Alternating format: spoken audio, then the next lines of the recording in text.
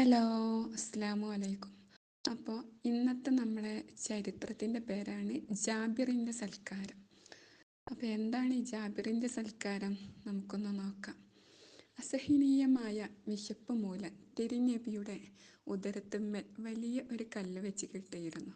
പ്രവാചകൻ കിഴങ്ങ് കുഴിക്കുന്ന സന്ദർഭത്തിൽ അനുജന്മാർ അത് കണ്ട് അന്നേക്ക് 3 ദിവസമായി അവരെല്ലാം ആഹാരം കഴിച്ചിട്ട്. പ്രവാചകന്റെ അവസ്ഥ കണ്ട അനുജന്മാരായ ജാബിർ നബിയോട് സമ്മതമായി വീട്ടിലേക്ക് തിരിച്ചു. വീട്ടിൽ പ്രവേശിച്ച ജാബിർ ഭാര്യയോട് അന്വേഷിച്ചു, ഞാൻ പ്രവാചകനിൽ അസഹനീയമായ ഒരു കാര്യം കണ്ടു.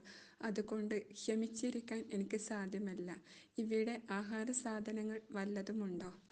അപ്പോൾ അവരുടെ ഭാര്യ പറഞ്ഞു, ഇവിടെ കുറച്ച് ഗോതമ്പും ഒരു പെണ്ണാടുമുണ്ട്. ഭാര്യ മറുപടി പറഞ്ഞു, അദ്ദേഹം ആടിനെ അറുത്തു മാംസം വെടിപ്പാക്കി പാകം ചെയ്യാനുള്ള പാത്രത്തിലാക്കി വെച്ച് ഗോതമ്പ് പൊടി കുഴച്ച് വെക്കുകയും ചെയ്തു. മാംസവും മറ്റും അടുപ്പിൽ വെക്കാറായി. സമയം മദ്യത്തോട് അടുത്തു. ജാബിർ നബിയെ വിവരമറിയിച്ചു. നബിയെ, അല്പം ആഹാരം എൻ്റെ വീട്ടിലുണ്ട്. താങ്കളും 1-2 ആളുകളും അവിടെ വന്നാലും. എത്ര പേർക്കുള്ളത്? നബി അന്വേഷിച്ചു. ജാബിർ ഉള്ള ഭക്ഷണത്തിൻ്റെ അളവ് വിശദീകരിച്ചു.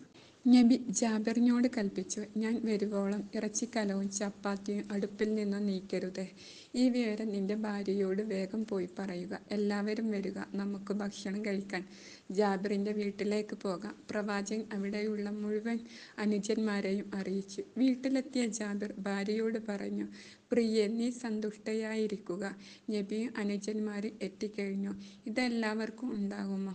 പ്രവാചകനോട് എല്ലാ വിവരങ്ങളും പറഞ്ഞില്ലേ? ഭാര്യ ചോദിച്ചു. ജാബിർ പറഞ്ഞു, അതെ. അല്പസമയത്തിനകം നബിയും അനുയായികളും ജാബിറിൻ്റെ വസതിയിലെത്തി. എല്ലാവരും ഭക്ഷണം കഴിക്കാനായി കടന്നിരിക്കുക, പ്രവാചകൻ അറിയിച്ചു. എല്ലാവരും ഭക്ഷണത്തിനായി ഇരുന്നു. നബി പുരയിൽ കയറി. ഉടനെ പ്രവാചകൻ മുറിയിലേക്കാണ് പോയത്. അടുപ്പത്ത് മാംസക്കറിയും ചപ്പാത്തിയും മുറി വെച്ചിരിക്കുന്നു. പ്രവാചകൻ അതെടുത്ത് തിരുക്കരങ്ങൾ കൊണ്ട് വിളമ്പാൻ ആരംഭിച്ചു. വിശന്നു വലഞ്ഞ അനുയായികൾക്ക് തിരുമേനി വീണ്ടും വീണ്ടും വിളമ്പിക്കൊടുക്കുകയാണ്.